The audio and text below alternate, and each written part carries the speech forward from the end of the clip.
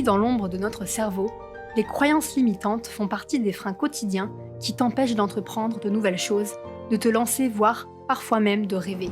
Quel que soit le domaine, professionnel ou personnel, elles nous enferment dans une zone de confort dont on n'a pas vraiment envie de sortir. Pourquoi tenter de changer les choses ou d'oser si c'est pour échouer à coup sûr ? Dans cet épisode, on a envie d'aborder avec toi, au travers du conte du paysan et de ses ânes, le sujet des croyances et à quel point elles ont un impact sur notre vie. Bienvenue à toi sur ce podcast. Nous sommes Élise et Baptiste, un couple d'entrepreneurs passionnés par la découverte de soi. Notre mission est de t'accompagner dans l'exploration de ton monde intérieur. Découvrons avec toi ces contes fabuleux du monde entier, tous plus inspirants les uns que les autres. Explorons et interprétons ensemble ces histoires merveilleuses comme tu ne les as jamais écoutées.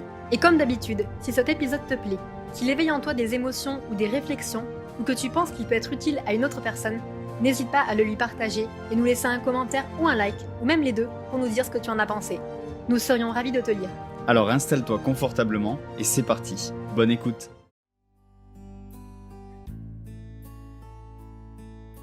Il était une fois un paysan qui se rendait au marché pour vendre sa récolte. Avec ses 3 ânes et sa charrette, il empruntait les magnifiques chemins de campagne française. La ville où le marché l'attendait était loin, et il lui faudrait plusieurs jours pour l'atteindre. Le premier soir, après avoir passé de longues heures de marche, il s'arrête pour bivouaquer non loin de la maison d'un vieil ermite. Au moment d'attacher son dernier âne, malheur, il s'aperçoit qu'il lui manque une corde.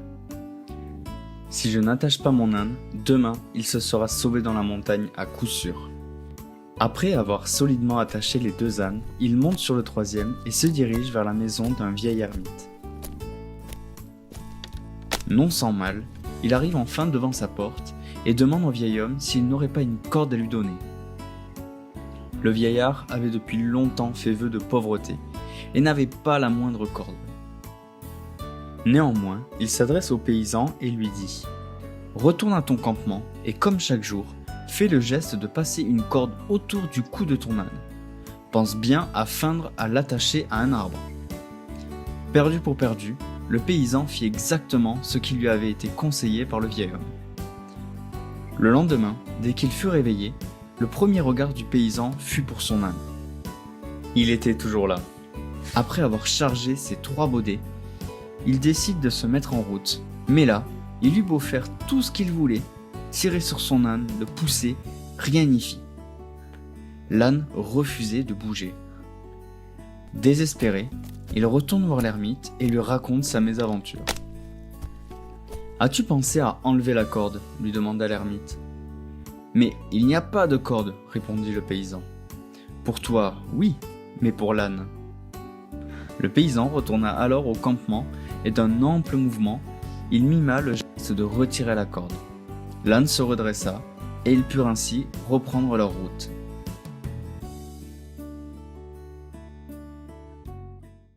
Bonjour à toi. Aujourd'hui, on va parler de croyances. Donc tout d'abord, on va définir ce qu'est une croyance. On pourrait la définir comme ceci. C'est l'action de croire, de se fier à quelque chose. Quelque chose qui devient pour nous une vérité. La croyance, c'est avant tout un processus cérébral qu'on va effectuer inconsciemment lorsqu'on va adhérer à une thèse ou à une hypothèse. Alors là, ça te paraît un petit peu compliqué. Je te montre un exemple. Un chat qui veut bondir sur la table, il va d'abord croire en sa capacité à réussir avant d'agir. Et ça, c'est pareil pour tout le monde, dans tous les domaines de la vie. La croyance, c'est un phénomène qui est universel. Il va concerner tout le monde. Selon les topiques d'Aristote, l'opinion, c'est la fermeté de caractère. Et le caractère, en latin, ça veut dire, donc ça se prononce creens, qui veut dire croyant. Donc du verbe croire. Donc finalement, le caractère de quelqu'un vient de ses croyances. Et c'est là, ce qui est intéressant, c'est de voir que la croyance constitue une manière d'être, une allure en général, une tenue, une disposition d'esprit. On distingue 3 types de croyances. Il y a d'abord la foi, qui est associée à la religion, à la spiritualité, qui fera office d'un autre podcast. Il y a ensuite le savoir, la connaissance, et enfin l'opinion, donc le caractère que l'on a. Alors ces croyances, d'où viennent-elles ?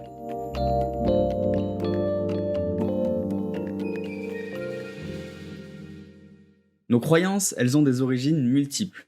Elles peuvent être héritées de notre éducation, de nos valeurs, ou même de nos expériences passées et même encore actuelles, qui peuvent se confirmer aujourd'hui. Est-ce que tu savais que 80% des croyances qui composent ton esprit ne t'appartiennent pas? Ça peut paraître un peu étrange dit comme ça, mais par là je veux dire qu'elles n'ont pas pris naissance directement en toi, que ce n'est pas toi la source de ces croyances-là. En réalité, ces 80%, ils proviennent de ce qu'on t'a transmis, que ce soit à l'école, avec tes parents, dans la société, dans l'environnement dans lequel tu as grandi et continues de grandir encore aujourd'hui. C'est tout ce que tu vois au quotidien, tout ce qu'en fait on t'a inculqué dans le passé, que tu projettes dans le présent et que tu confirmes en fait avec tes croyances en te disant par exemple je ne suis pas capable de sauter sur un toit comme ça à pieds joints et tout ça. Donc nos croyances sont une incroyable base pour les exercices d'introspection parce qu'elles représentent le socle de notre construction et de nos agissements. Une phrase célèbre de Bouddha qui dit « Nous sommes ce que nous pensons ».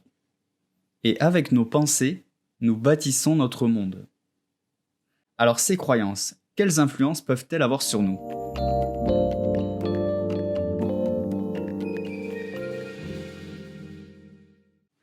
Les influences des croyances. Alors concrètement, cela signifie que nos croyances introduisent un biais dans notre comportement. Ce biais, il peut nous limiter ou nous freiner. Dans cette situation, nous parlons alors de croyances limitantes. On va l'expliquer ensuite.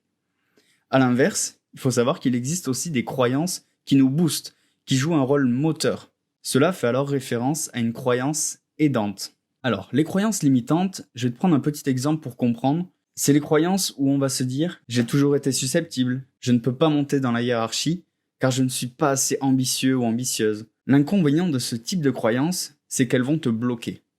Elles t'empêchent de passer à l'action car elles te cantonnent à un certain schéma de pensée. D'ailleurs, tu remarqueras que quand on a une croyance, on utilise souvent les mots toujours ou jamais. Je vais prendre un exemple qui est vrai pour moi. Par exemple, j'ai toujours été nulle en chant. Quelque chose que je suis persuadée que c'est vrai, parce que je trouve que je chante pas bien, ou que mon entourage me le fait comprendre. En pensant ça, ça me bloque de base, parce que en croyant ça, je vais pas être capable de m'inscrire à un cours de chant, par exemple, ou à tenter un karaoké en soirée. Et donc, ça va créer déjà, je pense, une frustration en moi, mais aussi par rapport aux autres, parce que je vais me sentir la cible des critiques, alors que c'est complètement ma façon de voir les choses, bien sûr. Donc ça, c'est pour exprimer une croyance limitante qui m'appartient, pour le coup, et dont j'emploie j'ai toujours été nulle, alors que c'est clairement une croyance que j'ai. Donc dans une croyance, on se moque de vérifier si ce que l'on dit est vrai ou non, puisque de toute façon, il ne peut pas en être autrement. C'est ça la base d'une croyance. Donc inutile de vérifier si la corde est là, puisqu'il n'y a aucune raison qu'elle n'y soit pas. Ces croyances, elles aveuglent la réalité et te feront renoncer à tout un tas de choses. Tes rêves, tes objectifs, ta confiance en toi. Mais c'est humain de réagir comme ça après tout. On préfère dépenser de l'énergie sur quelque chose que l'on sait qu'on va réussir, plutôt que quelque chose où on a la croyance qui se transforme en vérité qu'on ne pourra pas y arriver. Ça paraît un peu compliqué comme ça, mais je vais prendre l'exemple du vélo.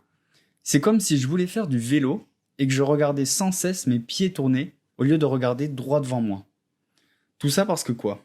Tout ça parce que j'aurais la croyance que je n'arriverai pas à faire du vélo. Et donc tout va se passer dans la rotation de mes pieds. Le problème avec ça, c'est que je vais me focaliser sur ma capacité à réussir. Puisque c'est de moi que je doute dans une croyance limitante, plutôt que de me focaliser sur la situation sans douter de moi. Au lieu de me focaliser sur ma capacité à faire tourner le pédalier, je ferais mieux d'avoir confiance en ma capacité et regarder droit devant, plutôt que regarder mes pieds.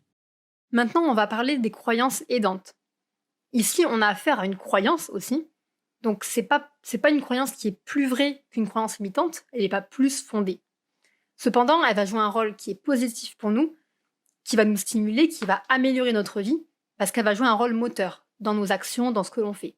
Et aussi, elle nous procure des émotions positives, telles que la joie, la sérénité, la confiance en soi, la fierté par exemple. Je vais vous montrer quelques exemples. J'ai des amis fantastiques, ou encore je peux faire tout ce que j'ai décidé, ou encore mes collègues sont des personnes de confiance, etc.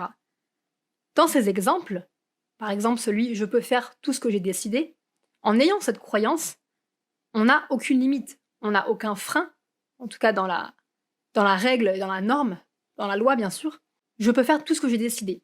Donc je peux entreprendre, je peux tenter des actions, je peux aller voir tel collègue, etc. On prend aussi la phrase « j'ai des amis fantastiques ». En ayant cette croyance, ça nous permet déjà de se dire qu'on est bien entouré, que ce sont des personnes bienveillantes qui nous inspirent. Donc ça va peut-être nous aider à être plus courageux, à tenter des choses extraordinaires, etc. Plus une croyance est ancienne, plus elle est forte. Plus elle est cachée au fond de nous, plus on a du mal à savoir que c'est une croyance. Un autre exemple sur les croyances aidantes. Donc de la même manière, si depuis toujours, ton entourage te dit que tu es quelqu'un de bienveillant, donc tu crois vraiment que tu es quelqu'un de bienveillant, et c'est sûrement la vérité, et quand quelqu'un va venir te critiquer, te traiter que tu es par exemple égoïste, bah, tu vas avoir du mal à le croire, parce que ta croyance est plus forte que ça. Dans mon cas, j'ai aussi une croyance aidante, c'est que je crois en mon destin. Je suis persuadée que les actions, les choix que je fais sont les mieux pour moi, que une forme de destin m'aide et me dirige vers quelque chose qui est plus positif, plus heureux, même si je passe par des moments difficiles. Et ça me permet vraiment d'accepter et de pas me retrouver totalement dévastée, totalement triste lorsque quelque chose se passe pas comme j'avais souhaité. Par exemple, une candidature pour une offre qui n'a pas fonctionné, par exemple une relation qui s'est terminée, malheureusement une séparation avec quelqu'un qu'on aimait bien. Parfois, en ayant cette croyance, du coup, ça me permet d'accepter les choses et de continuer. Pourquoi vous raconter tout ceci ? Pour vous montrer qu'il est possible de transformer une croyance et d'arriver à en prendre conscience. Déjà, avant tout, il ne faut pas juger les croyances en disant cette croyance elle est bien, cette croyance elle est mal, mais plutôt en quoi les croyances vous bloquent. Par exemple, s'il s'agit de croyances limitantes, en quoi elles vous empêchent de faire quelque chose. Et là, vous pointez du doigt une croyance. Ou alors, comment garder et booster une croyance ? Par exemple, croire en son destin, croire en sa confiance, en sa capacité, ça c'est une croyance aidante qu'on va vouloir cultiver. L'homme a besoin d'avoir des croyances. Car s'il n'a pas de croyance, ça veut dire qu'il n'a aucun doute sur les choses. Croire, c'est aussi un moyen de se rapprocher de ce que l'on veut, de ce qu'on veut mettre en place pour arriver à quelque chose. Si vous croyez en votre capacité à réussir un casting, par exemple, vous allez mettre en place des actions. Ok, je sais que je vais y arriver, je sais que je vais tout faire pour y arriver en tout cas. J'ai mes chances, donc je vais m'entraîner, je vais me préparer, arriver à l'heure, etc. Et enfin, dernière chose, une croyance aidante, donc qui est plutôt positive pour nous, elle permet d'avoir un meilleur équilibre émotionnel et aussi une meilleure santé. Dans mon cas, encore une fois, quand je suis malade, je suis persuadée que mon corps ne peut pas se guérir tout seul. Donc, quand je suis malade, je vais être un peu parano sur ça, complètement me dire que je vais pas y arriver, que mon corps est trop faible, et forcément, derrière, ça fait que je suis encore plus malade, en fait, si vous voulez. Il y a une grosse partie, je pense, psychologique aussi. Alors bien sûr, il y a des maladies dont on a besoin de médicaments, dont on a besoin d'un suivi médical, évidemment, alors que Baptiste, dans son cas, a une croyance aidante par rapport à ça, que son corps est capable de s'en sortir. Le corps a des ressources énormes pour pouvoir se soigner. Après avoir discuté de comment modifier une croyance, comment tendre vers une croyance aidante et positive, c'est quand même important de savoir comment détecter une croyance. Je donne la parole à Baptiste. Alors, comment détecter une croyance ? En réalité, il y a plusieurs manières pour procéder. Tout d'abord, on peut commencer par la détecter au travers de quantificateurs universels. Alors, le terme est très barbare, mais on va voir ça ensemble. Les quantificateurs universels, ça va être les mots comme toujours, jamais, tous, personne, les gens ou à chaque fois. Un exemple, j'ai toujours été nul en chant, ou encore personne ne peut comprendre. Un autre exemple aussi, ça va être de comprendre que le mot toujours ou jamais, ou tous ces mots-là, les quantificateurs universels, c'est les mots qui vont permettre de mettre en lumière les croyances qui sont vraiment enfouies au fond de nous. On a le droit de dire « j'ai pas confiance en moi », mais par contre, si je m'aperçois que je prononce tout le temps « je n'ai jamais eu confiance en moi » ou « je n'ai et je n'aurai jamais confiance en moi, ou j'ai toujours manqué de confiance en moi, la puissance de cette phrase, on le voit, c'est vraiment pas la même chose. Et c'est là, en fait, quand on arrive à faire l'exercice de se dire, peut-être sur une feuille, de commencer à écrire j'ai toujours, ou j'ai jamais, ou alors les gens, ou à chaque fois que quelque chose va permettre de faire ressortir en toi ces croyances qui sont enfouies au fin fond de toi, et ensuite de faire le point avec elles, savoir si c'est des croyances que tu as envie de transformer en croyances aidantes, si c'est des croyances que, ok, tu te dis elles sont là, je verrai peut-être plus tard ou tout ça, mais en tout cas, tu arriveras à mettre le doigt là-dessus. Ensuite, pour en découvrir de nouvelles, on peut aussi faire l'exercice par un jugement de valeur. Toutes ces fois où on se dit, c'est mal de faire ça, c'est bien par contre de faire ces choses-là, ou alors, ce truc-là, c'est mauvais, ou même encore, ça, c'est important. Par exemple, quand quelqu'un va commencer sa journée avec du café plutôt que du thé, ou alors du café plutôt que du lait, un bol de céréales, tout ça, qu'on va apporter un jugement sur ça en disant « Ah là là, c'est mal ce que tu fais ». Ok, c'est peut-être mal pour toi, mais qui te dit que c'est mal pour lui? On est tous différents de toute façon. Donc la définition de ce qui est bien ou pas bien, de ce qui est bon ou pas bon de faire, où est-ce que c'est? Et peut-être qu'en fait, en réfléchissant ainsi, tu vas te dire « Mais punaise, pourquoi je crois tant que le café le matin, c'est la solution miracle et c'est absolument ce qu'il me faut ». Peut-être que c'est parce que tu l'as vu ou entendu pendant toute ton enfance et que tu le vois encore aujourd'hui, ou même dans les discours de toutes les personnes que tu côtoies dans la journée, qui te disent « Oh là là, moi je peux pas commencer une journée sans un bol de café ». Ou même encore les personnes qui te disent non mais tu peux pas faire du sport 2 fois par jour. Ou alors tu peux pas enchaîner du sport tous les jours. Ou alors tu ne peux pas... Il y a plein d'exemples comme ça en fait de tu ne peux pas, c'est bien, c'est pas bien. Et ça c'est vraiment quelque chose que tu dois réussir à mettre en lumière. Toutes ces fois où tu te dis c'est bien, c'est pas bien, c'est mauvais, c'est important ou c'est pas important. Essaye de l'écrire ça aussi pour voir ce qui ressort. Et ensuite... La dernière façon de mettre en lumière ces croyances qui sont profondes en nous et qui sont ancrées, c'est les suppositions, les fameux « et si ». Donc il y a les suppositions de situation, si on peut appeler, en se disant oh là là, il est en retard, ça y est, il me respecte pas », ou alors elle ne m'a pas appelé, donc elle ne m'aime pas. Ou encore quand on pense pouvoir lire les pensées de quelqu'un. Tout ça, c'est des suppositions. Et enfin, on retrouve les « et si ». Et si ça ne marche pas?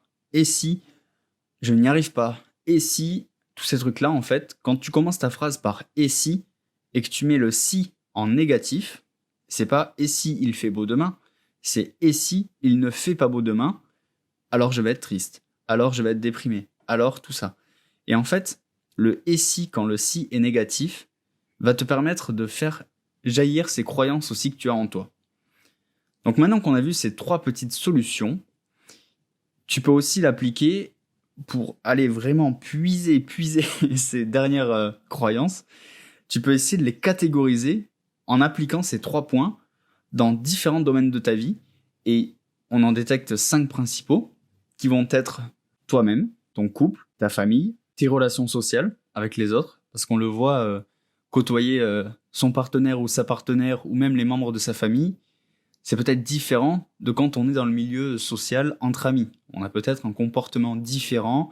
Tout le monde n'adapte pas le même comportement en fonction des personnes qu'ils ont en face. Et bien sûr, le cas où ça se vérifie encore plus, le 5e domaine de ta vie, c'est le domaine professionnel. Donc, dans quelle situation tu es convaincu de quelque chose et surtout, que ressens-tu à ce moment-là?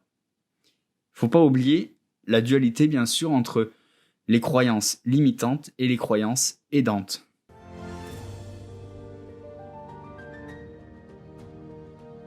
Ces sujets sont véritablement passionnants. Je ne sais pas ce que tu en as pensé, mais ce qui est sûr, c'est qu'on n'a pas forcément le temps de tout dire dans un seul épisode. C'est pourquoi on t'invite à t'abonner pour ne rien rater. On te remercie et on est vraiment très fiers que tu sois encore parmi nous à cet instant. Cela prouve que ce sujet a fait écho en toi, que tu comprends l'importance de mettre en lumière tous ces mécanismes qui nous composent. Si cet épisode t'a plu, qu'il a éveillé en toi des émotions ou des réflexions, n'hésite pas à nous le partager en commentaire. On serait ravis d'avoir ton avis là-dessus et d'échanger à ce sujet avec toi.